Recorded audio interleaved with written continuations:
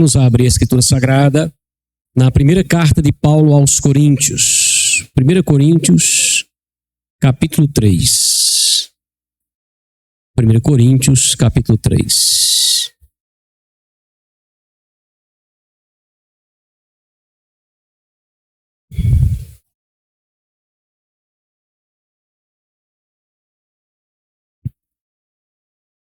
Todos encontraram? Relembrando aqui na nossa última meditação, domingo passado, nossa última devocional, nós vimos o apóstolo Paulo denunciando a falta de maturidade dos irmãos da igreja em Corinto. Vamos lembrar isso? Olha o verso 1 do capítulo 3. Ele diz: Eu, porém, irmãos, não vos pude falar como a espirituais, e sim como a carnais, como se estivesse falando a quem? Crianças em Cristo. Isso é Paulo denunciando uma igreja imatura. E a imaturidade dessa igreja trazia algumas consequências àqueles irmãos. Quero lembrá-los também com vocês. Primeira consequência é que a igreja ela vivia uma espécie de superficialidade doutrinária. Eles não conseguiam se aprofundar na teologia, não conseguiam se aprofundar na doutrina. Olha o verso 2, ele diz: leite vos dei de beber. Isso quando ele esteve lá a primeira vez pregando. Aí ele continua: não vos dei alimento sólido. Por quê, Paulo? Porque ainda não podíeis suportá-lo. Mas para piorar, ele continua: mas ainda agora não podeis, porque ainda sois o quê? Carnais. Olha, eu nem pude me aprofundar antes e nem posso me aprofundar agora, porque vocês continuam superficiais na doutrina, como consequência dessa imaturidade. Uma outra consequência dessa imaturidade era a ausência de uma vida mais santa. Eles não conseguiam viver uma vida mais santa, não conseguiam progredir na santidade. Olha o verso 3 e o verso 4. Porquanto, havendo entre vós, isso dentro da igreja, ciúmes e contendas, não é assim que sois carnais e andais segundo o homem? Verso 4. Quando, pois, alguém diz, eu sou de Paulo e outro, eu sou de Apolo, a briga entre eles ali, não é evidente que andais segundo os homens? Quando vocês discutem sobre essa vaidade tola de vocês, vivendo esse pecado de vocês, vocês estão andando feito homens que não foram convertidos ainda. Eles não conseguiam progredir na santificação. Isso era uma outra consequência da imaturidade daquela igreja. Mas ainda havia uma terceira consequência, um terceiro resultado dessa imaturidade. Era a falta da compreensão correta da verdade. Mas que verdade, pastor? De que tanto Paulo quanto Apolo eram apenas servos. E que, na verdade, todo o resultado ou todo o crescimento da igreja vinha das mãos de quem? Do próprio Deus e não desses homens. E que, por isso, Deus era o único que deveria ser glorificado ou ovacionado por aquela igreja. Olha o que diz o verso 7 em diante. Verso 5, aliás. Quem é Apolo? Quem é Paulo? Servos por meio de quem crestes, e isto conforme o Senhor concedeu a cada um. Aí Paulo diz, verso 6, ora, eu plantei, Apolo regou, mas quem foi que deu o crescimento? O crescimento veio de Deus, de maneira que, isso é a conclusão, de modo que nem o que planta é alguma coisa, e nem o que rega é alguma coisa, mas Deus, que é quem dá o quê? O crescimento. Essas são consequências da imaturidade da igreja. Uma igreja imatura que vivia toda essa consequência, toda essa frustração de não conseguir se aprofundar doutrinariamente, de não conseguir progredir na santificação e de não conseguir desfrutar de uma compreensão mais correta de verdades tão belas quanto essa, de que tanto Apolo quanto Paulo eram apenas o quê? Servos de Deus. Que pena, não é? Mas isso era o que acontecia naquela igreja. Como os irmãos bem sabem, a igreja de Cristo em Corinto estava dividida, estava rachada, por causa de uma postura completamente vaidosa, um comportamento completamente infantil. Quem entre aqueles que pregaram na igreja de Corinto, quem entre os pregadores e os pastores que passaram por aquela igreja pregava mais bonito? Era o que eles se importavam. Veja que coisa. Quem entre estes homens que passaram pela igreja mostrava mais conhecimento? Quem era o mais importante entre aqueles homens que foram os pregadores e pastores ali? Era isso que eles discutiam. E veja, não era uma mera questão apenas de opinião. Isso criava uma ruptura entre eles. Eles levaram isso tão a sério que a igreja estava prestes a ser destruída por causa disso. Por causa desse comportamento. Paulo diz que todos eles, ou seja, todos aqueles que passaram por lá, pregando o evangelho, ensinando aquela igreja, edificando aquele povo, todos eles tinham o mesmo objetivo. O mesmo objetivo. E eles serão recompensados por isso. Paulo diz isso no verso 8. Mas, e finaliza dizendo que todos eles são apenas cooperadores de Deus. E que a igreja, que na verdade é a lavoura de Deus, onde esses homens trabalham, a igreja que é o edifício de Deus, onde esses homens edificam, a igreja era servida por eles. Olha o que diz o verso 9. Porque de Deus somos apenas o quê? Cooperadores. Lavoura de Deus e edifício de Deus são quem? Sois vós, é a igreja. É assim que Paulo encerra. Nós somos apenas cooperadores. Por que vocês estão discutindo essas coisas? Que igreja imatura é essa?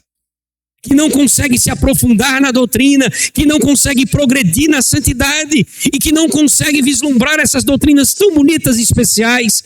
Vocês precisam entender, Paulo dizendo aos Coríntios, nós somos apenas servos, nem quem planta alguma coisa, nem quem rega alguma coisa, Deus é quem dá o crescimento a vocês, somos apenas cooperadores de uma lavoura ou de um edifício que pertence a quem? Que pertence a Deus. E é assim que ele encerra o argumento.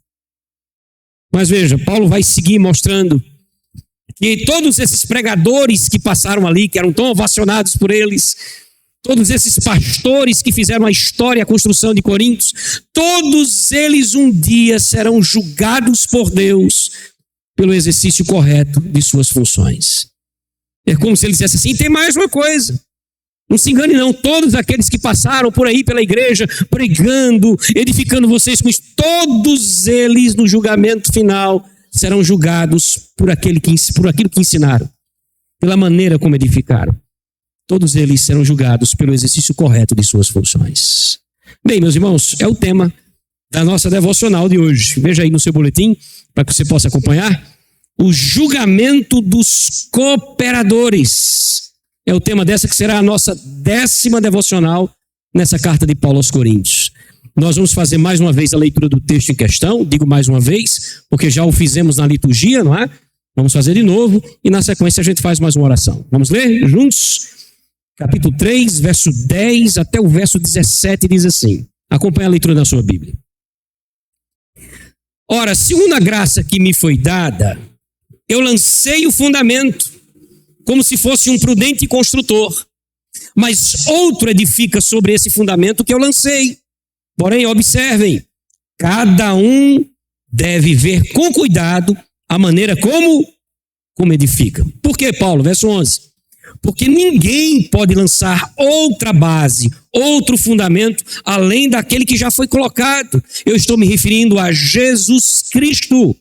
Ninguém pode mudar isso. Contudo, verso 12. Se o que alguém edifica sobre esse fundamento que é Cristo, se alguém edifica é ouro, prata, pedras preciosas, ou madeira, feno, palha, manifesta, verso 13, vai se tornar a obra de cada um quando? No dia do Senhor, pois o dia do Senhor a demonstrará, porque está sendo revelada pelo fogo, e qual seja a obra de cada um, o próprio fogo provará nesse dia. Verso 14. Se permanecer a obra de alguém que sobre o fundamento ele edificou, esse vai receber galardão. Se a obra de alguém se queimar, ele sofrerá o dano. Mas escute, ele mesmo será salvo. Todavia, será salvo como alguém que está fugindo do fogo. Verso 16. Eu pergunto a vocês, vocês não sabem que são santuário de Deus? E que o Espírito de Deus habita em vocês? Se alguém destruir o santuário de Deus, escute, Deus o destruirá. Porque o santuário de Deus, que sois vós, a igreja, esse santuário é o quê? sagrado. Vamos orar juntos, pedir que Deus nos ajude a entender esse texto. Tem algumas coisas mais complexas, mas a gente vai ver no final que Deus tem algo muito importante a nos ensinar. Vamos orar? Feche seus olhos. Pai, primeiro te agradecemos por ter acesso à tua palavra. Depois te pedimos, ajuda-nos a entender o que o texto estará a dizer, o que de fato Paulo quis dizer aos Coríntios. Para que então, ó Deus, o Senhor venha falar ao nosso coração nas lições que podemos extrair daquilo que nós vamos entender. Seja conosco, ilumina os nossos olhos, nos faz valorizar o privilégio que o Senhor nos concede de meditar na tua palavra, em nome de Jesus. Amém. Veja, como foi Paulo que começou a obra ali em Corinto, né? Foi ele que começou a pregar o evangelho lá. Paulo então diz, olha, é como se eu fosse um construtor. Eu sou como um construtor, que cheguei aí em Corinto e comecei a pregar o evangelho. A primeira coisa que alguém que vai fazer uma construção deve fazer é a base, o alicerce da casa. Paulo diz, eu fiz exatamente isso. Eu coloquei os fundamentos, eu comecei a obra. Veja o que é que ele diz no versículo 10. Primeira parte ele diz assim, segundo a graça que me foi dada, eu lancei o fundamento como um prudente construtor. Eu comecei e lancei o fundamento. Só que ao mesmo tempo, Paulo sabe que ele não foi o único. E que depois que ele lançou o fundamento, outros vieram após ele. Como é que ele diz aí no texto? Segundo a graça que me foi dada, lancei o fundamento como um prudente construtor. Olha como ele completa. E outro edifica sobre ele. Eu reconheço, como ele tinha dito antes, eu plantei, agora Apolo regou, né? É a mesma coisa que ele está dizendo aqui. Eu comecei, lancei o fundamento, comecei pregando o evangelho aí no meio de vocês. Depois de mim, outro veio e sobre aquele mesmo fundamento que eu deixei, começou a edificar. Você está entendendo a analogia que ele está fazendo, né? Como um pedreiro ali, ele foi, botou o alicerce e outro começou a fazer a parede, começou a colocar a construção. Ele reconhece isso. Só que ele traz uma advertência no finalzinho do verso 10. Você percebeu? Que a gente não leu? Qual é a advertência que ele faz no finalzinho? Porém, cada um veja como edifica. Eu lancei o fundamento, outros vieram após mim e edificaram. Só que tem que ter cuidado com isso. Cada um tem que prestar bastante atenção à maneira como edifica sobre esse fundamento que já está colocado. Por que ele está dizendo isso? Ele explica no verso 11. Olha o que ele diz. Porque ninguém pode lançar outro fundamento. O fundamento já foi lançado. Ninguém pode lançar outro fundamento além do que foi posto. O qual é? Jesus Cristo. Você entendeu? Esse é o cuidado que precisa ter. O fundamento precisa ser Jesus Cristo, ele diz. Jesus Cristo é o fundamento, ou o verdadeiro evangelho. Isso não pode ser modificado. Em Jesus nós encontramos a salvação. Isso também não pode ser acrescentado. Só em Jesus alcançamos salvação. Você está entendendo? Então o fundamento não pode ser substituído. O alicerce tem que se manter o mesmo. O que Paulo quer dizer com isso, meus irmãos? É que a forma como se edifica pode até variar. A maneira como alguém edifica sobre o fundamento pode até ter alguma variação. Mas o fundamento precisa ser o mesmo. Qual é o fundamento? Jesus Cristo, ou o Evangelho. Contudo, como eu vos disse, Paulo vai dizer que a forma como se edifica esse fundamento pode variar. Olha o que ele diz no verso 12. Contudo, veja, o fundamento tem que ser Cristo, verso 11. Contudo, se o que alguém edifica sobre o fundamento é o mesmo, mas se alguém edifica sobre o fundamento, preste atenção aos materiais que ele coloca. É ouro, prata, pedras preciosas, madeira, feno ou palha. Você entendeu que existem dois tipos de materiais aí? Você percebeu isso? Existe um tipo de material mais durável e mais valioso, ouro, prata e pedras preciosas. E existe um outro material menos durável, mais frágil e menos valioso, não foi? Madeira, feno ou palha. Do que Paulo está dizendo aqui, irmão? Do que ele está falando? Ele está falando da qualidade da edificação, da qualidade do trabalho dos cooperadores. O que Paulo está dizendo é que o fundamento tem que ser um só. Agora, uma vez que alguém começa a edificar, aí você pode até encontrar alguma variação. Eu comecei, Paulo dizendo, lançando o fundamento. A base tem que ser o Evangelho de Jesus Cristo. Agora, aqueles que vieram depois, que começaram a construir sobre o fundamento, aí vai depender da maneira como fizeram, de fato. É interessante isso. Perceba, o fundamento já está lá. Cristo Jesus é pregado. Mas a edificação construída acima do fundamento pode sofrer algumas variações.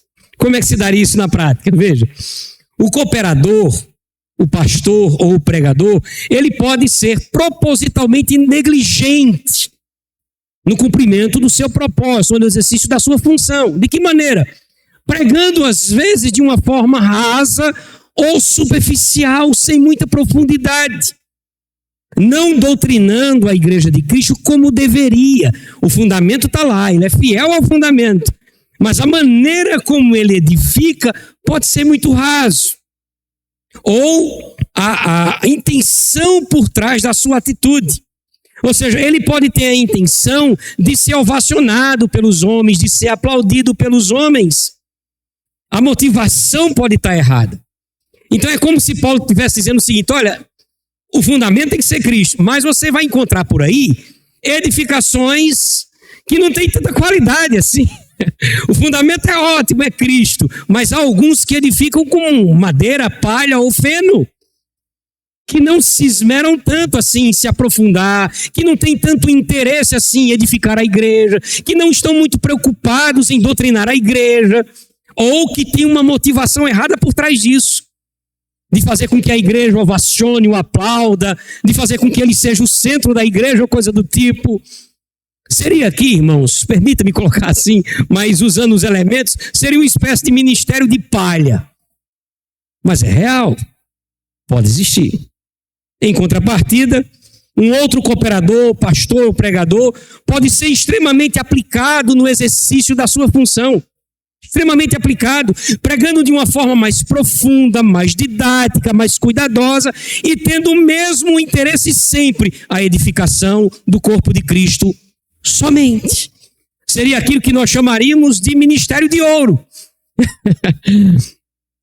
Contrariando aí esse outro ministério de palha. De alguém que edifica sobre o mesmo. Você está entendendo isso? O fundamento é o mesmo. O Evangelho de Cristo. A maneira como se edifica é que vai existir variações. Você vai encontrar quem edifica sobre o fundamento com madeira, feno e palha, mas você vai encontrar quem edifica sobre o fundamento com ouro, pedras preciosas ou prata. Essa é a diferença que você vai encontrar. Qual é a grande questão? É que na volta de Cristo, e aqui onde é que está a grande coisa? A diferença entre esses dois tipos de ministério vai ficar muito claro. Na volta de Cristo, irmãos. Olha que bonito, verso 13. Manifesta se tornará a obra de cada um, de quem edificou com palha e de quem edificou com ouro. Quando é que a gente vai descobrir isso claramente? Aí ele diz, pois o dia, veja o dia com letra maiúscula aí, tá vendo? Esse é o dia do Senhor, viu? O dia a demonstrará, porque está sendo revelada pelo fogo. E qual seja a obra de cada um, o próprio fogo o provará. Paulo diz, é como um grande incêndio. O dia do Senhor vai ser como um grande incêndio. Um grande incêndio, veja, um material fraco como a palha, o que acontece com esse material num grande incêndio? Se destrói. Mas e o ouro num grande incêndio? Ele permanece. É isso que ele está dizendo. Quando Cristo voltar, ele vai provar, como se fosse um fogo passando pelo ministério. Uns vão desaparecer e outros vão permanecer, é o que ele está dizendo aqui. E quem edificou de forma correta, aquele que edificou de maneira cuidadosa, se esmerando na edificação da igreja, se aprofundando nisso, tendo todo cuidado e esmero, esse no dia do Senhor vai ver os seus frutos. Deus vai fazer com que ele veja os frutos do seu trabalho, e essa será a sua grande recompensa. Olha o verso 14. Se permanecer a obra de alguém que sobre o fundamento edificou, esse receberá galardão. Veja, o galardão dele, aqui a ideia do galardão é simplesmente a recompensa, o louvor de Deus. Ele está dizendo que aquele que edificou com todo cuidado, com todo esmero, no dia da volta de Cristo, ele vai olhar para os frutos do seu trabalho e essa será a sua grande alegria. Em contrapartida, é claro, aquele que edificou de maneira negligente ou com a motivação errada, verá que o seu trabalho naquele dia foi improdutivo. Olha, não tem nada pior do que isso. Nada pior do que isso. E essa será a sua grande punição. Olha o próximo verso, verso 15. Se a obra de alguém se queimar, sofrerá o quê? Sofrerá ele dano. Você está entendendo? No dia da volta de Cristo é como um fogo. E aí aqueles que edificaram sobre o fundamento que é Cristo, mas fizeram isso da maneira correta, se esmerando pela igreja, tendo todo cuidado para se aprofundar, dando sua vida por isso, no dia da volta de Cristo ele vai olhar para aquilo que fez e Deus vai dar a ele o prazer de dizer assim, valeu a pena. Mas aqueles que fizeram isso de maneira negligente, ele está falando sobre os cooperadores, os pastores, os obreiros, os pregadores. No final, na volta de Cristo, quando o fogo passar que testar tudo isso, vai olhar e vai dizer assim, poxa, e o meu trabalho? E o meu trabalho? Não se verá. E essa será a sua grande punição. Só que veja, entretanto, ele não será condenado por isso. Deus não vai condená-lo eternamente, no sentido de inferno, por isso. Por quê? Porque a salvação é uma manifestação da graça de Deus mediante a fé em Cristo. Por isso, veja como é que ele encerrou o versículo 15, que a gente não leu. Mas esse que foi negligente, esse mesmo será o quê? Salvo. Esse será salvo. Todavia, como alguém que se é salvo por meio do fogo, ou através do fogo. O que é que Paulo está dizendo? É como alguém, preste atenção para você entender isso, que fugiu de um incêndio. Ele conseguiu fugir de um incêndio. Quando ele chega lá fora, ele vê tudo queimando. Aí diz assim, poxa vida, perdi meu trabalho. Perdi tudo aquilo que fiz. Não valeu nem nada. Só a minha vida, só consegui sobreviver. É mais ou menos por aí. É mais ou menos por aí. Ó, deixa eu abrir um parênteses para dizer que alguns crentes, quando olham um texto como esse, gostam de fazer aplicações erradas, viu? Tem crente que diz assim, olha, eu sei que eu não levo muito a sério a minha vida de santidade. Eu sei que eu não sou um crente que luto pela minha vida com Deus, mas a palavra do Senhor deixa muito claro que alguns serão salvos como que pelo fogo, e eu sou um desses. Não quero galardão, não. Eu só quero chegar no céu. Ei, irmão, deixa eu dizer a você, isso não se aplica aqui, não. Aliás, isso não se aplica em canto nenhum da Bíblia. Sem santificação, ninguém verá a Deus. Tem esse negócio de escapar pelo fogo. Ele está falando dos obreiros, dos bons e maus obreiros, dos bons e maus cooperadores, daqueles que edificaram de maneira certa e dos que edificaram negligentemente. No dia da volta de Cristo, ele vai fazer esse teste, vai fazer com que aqueles que edificaram da forma correta olhem para o seu trabalho e dizem, que coisa boa, que bom que não foi em vão esse trabalho. E aqueles que fizeram isso de maneira negligente olham e dizem assim, cadê o meu trabalho? E o meu trabalho? Se perdeu como fogo. Você deu sorte de ter sido salvo, viu? Porque a salvação é pela graça mediante a fé. Mas o teu trabalho não se aproveitou nada. O fogo comeu, ou o fogo destruiu. Que coisa, né, irmãos? Que coisa.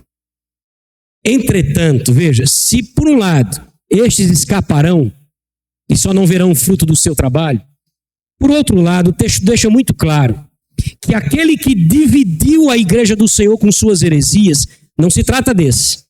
Aquele que mexeu no fundamento, que lançou outro fundamento, que não foi Cristo. Aquele que destruiu a igreja, a unidade da igreja, com seus ensinos, esse não escapará. Olha Paulo, começando a ensaiar o seu argumento final, no versículo 16, quando ele diz assim, não sabeis que sois santuário de Deus e que o Espírito de Deus habita em vós? Paulo começa falando sobre o valor da igreja. Ele está se preparando para dizer qual vai ser o destino daqueles que não é que fizeram um trabalho negligente, viu? Os que fizeram um trabalho negligente, a gente acabou de ver o final deles, né? Está falando daqueles que dividiram a igreja, que racharam a igreja por meio de grandes heresias. Aqueles que destruíram a igreja. Aqueles que mexeram não no que é edificado, mas na base. Trocaram o fundamento que é Cristo. Oh, a gente podia citar tanta coisa aqui, não é? Tantos exemplos aqui. Ainda bem que tem EBD, a gente fez isso hoje de manhã.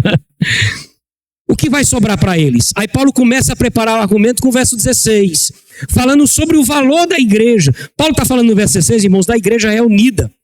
E ele está dizendo que a igreja reunida é o lugar onde Deus habita por meio do seu Espírito Santo. Eu não estou falando das quatro paredes de uma igreja não, viu? Eu estou falando da reunião do povo povo de Deus. Na hora que o povo de Deus se reúne para ouvir a palavra de Deus, para cantar louvores ao Senhor, nessa hora Deus olha para a igreja assim: esse é o santuário em que habito. Que coisa linda isso, não é? Terrível para aqueles que não valorizam a igreja.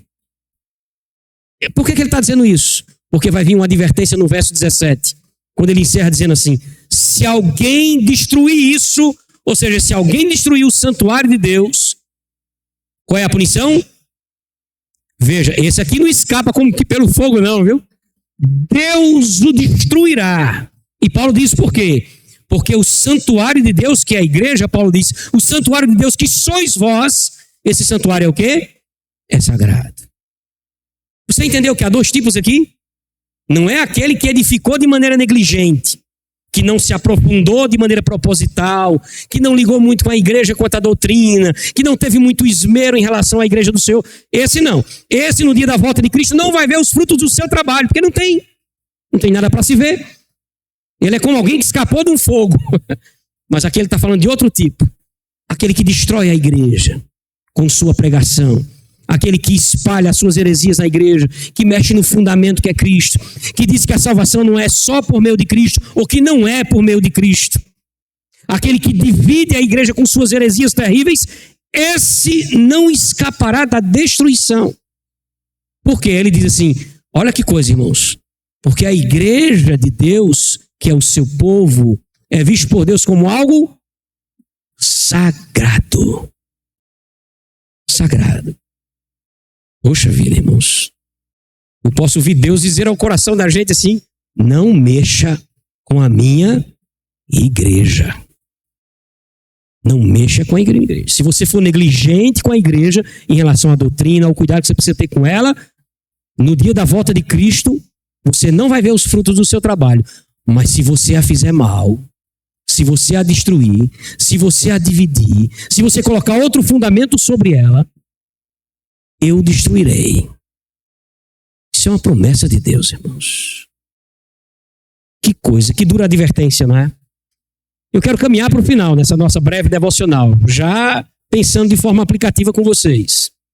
Paulo está dizendo àqueles irmãos, observem esses homens a quem vocês tanto ovacionam. Observem esses homens a quem vocês tanto ovacionam. Aí ele diz, nós somos apenas cooperadores. Vocês fazem tanto auê em relação a esses homens. Gente, nós somos apenas homens e apenas cooperadores nessa obra. É o que Paulo disse aqui. Tanto é que ele diz assim, eu plantei, mas quem foi que regou? Foi Apolo. Eu edifiquei, mas eu coloquei o fundamento, mas outro edificou. Você está entendendo? O que é que ele quer dizer com isso? A gente precisa encontrar um equilíbrio aqui. Primeiro, ele quer dizer que todos têm importância. Todos têm a mesma importância.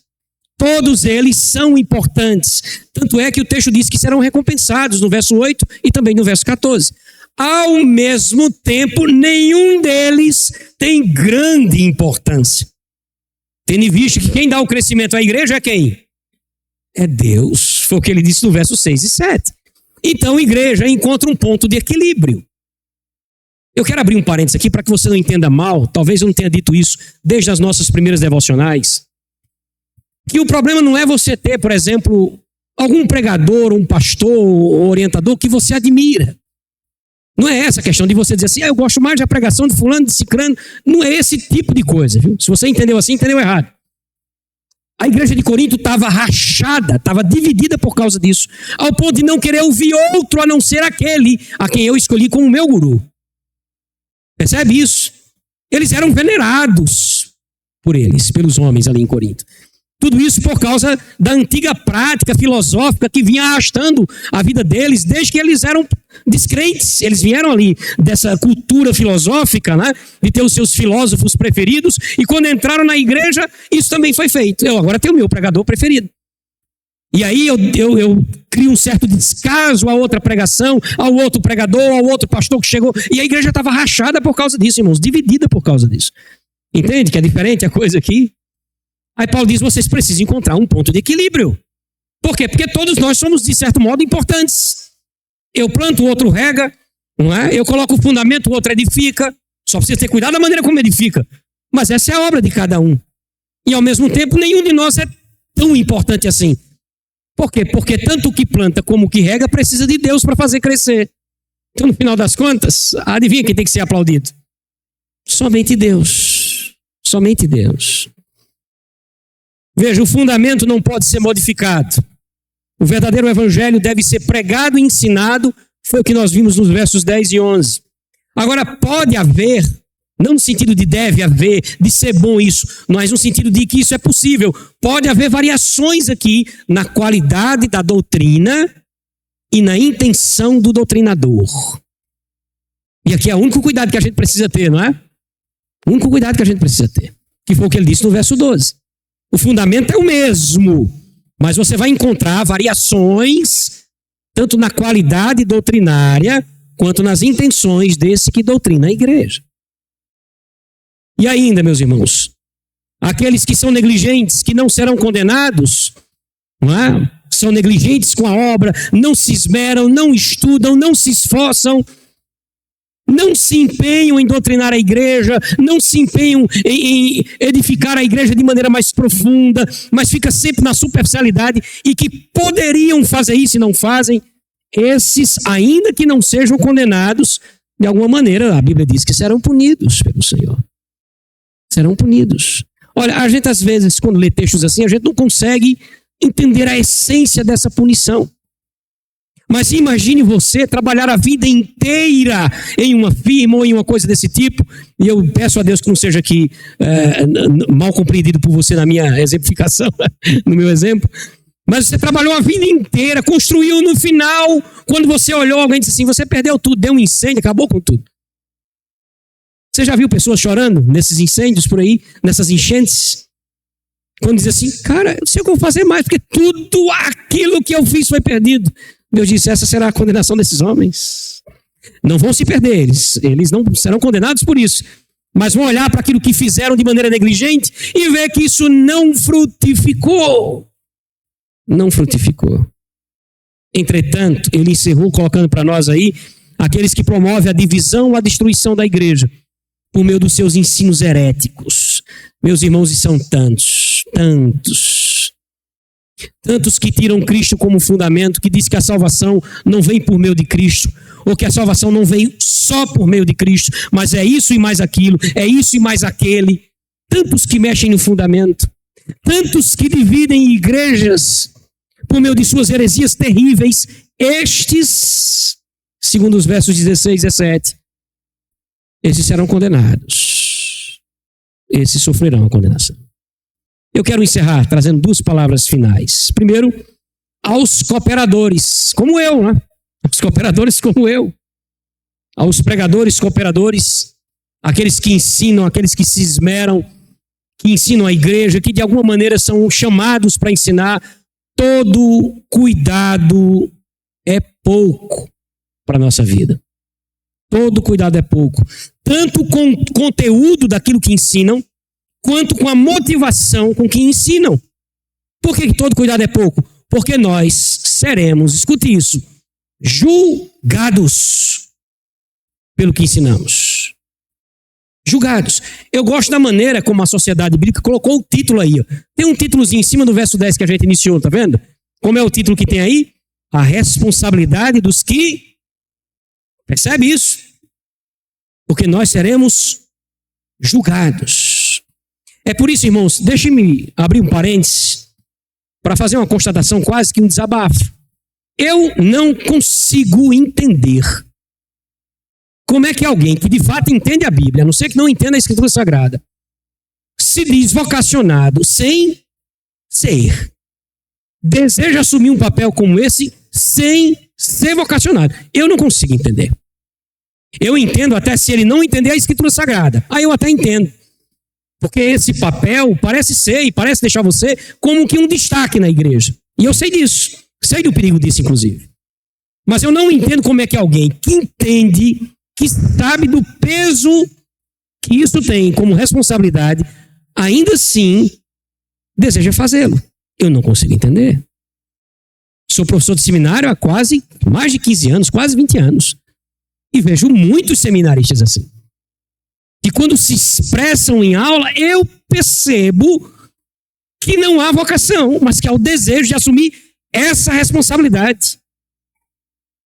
Se forem negligentes com a obra, verão no fim de todo o trabalho que foi tudo em vão. E se a negligência com a obra passar a fazer com que eles dividam a igreja, tirem o fundamento, que é Cristo Jesus, ou destruam a igreja de alguma maneira, você já viu o final qual é. Nós seremos julgados. Nós seremos julgados. Uma segunda palavra rápida é a igreja de uma forma geral. Meus irmãos, nós precisamos buscar equilíbrio nesse assunto. De que maneira? Veja. Admiremos os bons doutrinadores. Não é pecado fazer isso. Admire os bons doutrinadores, mas sempre avaliando suas pregações e seus ensinos. Sempre avaliando. Veja, valorizemos os bons cooperadores. De que maneira a gente valoriza aqueles que cooperam com o Senhor desse jeito? Buscando obedecer às suas pregações e os seus ensinos. Honremos esses homens, mas sem venerá-los. Porque todos eles são apenas servos e nada mais. Como Paulo disse no verso 5. Olha o verso 5 novamente. Eu gosto porque é Paulo. E se é Paulo dizendo isso, qualquer um de nós, qualquer um dos demais cooperadores, quando ele diz no verso 5, quem é Apolo? Quem é Paulo? Dá vontade de você responder o quê? Ninguém, né? Porque é isso que ele quer que você responda. Quem é Apolo? Vocês estão dizendo, não, porque eu sou de Apolo, eu sou de Paulo. Quem você acha que é Paulo?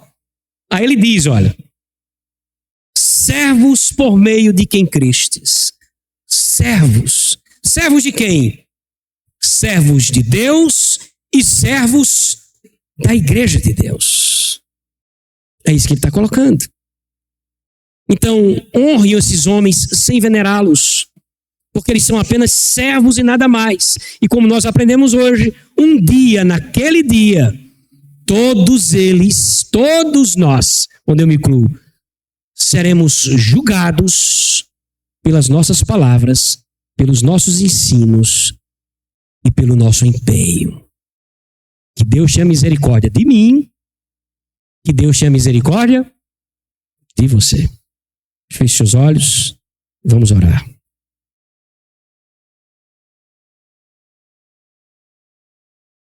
Bondoso Deus, a tua palavra é tão clara, Senhor, tão clara, e ela revela um Deus tão cuidadoso, um Deus que poderia deixar o seu povo sem orientação, mas como um bom pai, faz questão de inspirar o coração de alguns homens para escrever essa revelação que vem de ti. Nós precisamos ter muito cuidado, Senhor, muito cuidado. O Senhor fez com que o fundamento chegasse até nós. E nós te agradecemos por compreender o teu evangelho. Mas o Senhor também nos disse que precisamos ter o máximo de cuidado na edificação sobre esse fundamento. E é aqui que nós queremos entrar na nossa petição. Como igreja local, Deus, querido Deus, não nos deixa cair em tentação. Ajuda-nos a manter a nossa linha doutrinária, a nossa preocupação com a profundidade da compreensão das Escrituras Sagradas em dia com a tua vontade, Senhor. Não deixa, ó Deus, que venhamos a ser negligentes. Aqui eu peço por mim, junto com tua igreja. Nós pedimos pelo meu próprio ministério aqui na igreja, mas eu te peço também pela igreja, essa igreja, porque quem outras pessoas já passaram, ó Deus, e certamente outros virão. Nós pedimos juntos, ó Deus, mantenha a tua igreja focada no teu evangelho e mantenha a nossa vida, ó Deus, voltada a esse fundamento que é o Senhor, ó Deus. Ajuda-nos como igreja e como pastor a trilharmos juntos um caminho que agrade o Senhor até aquele dia, para que possamos juntos nos alegrarmos com isso. Eu olhando para os frutos desse ministério e a tua igreja, ó Deus, por ter entendido isso e ter amadurecido juntamente com a tua palavra. Faz isso por nós, nós te suplicamos. Faz isso conosco. Faz em nome de Jesus. Amém.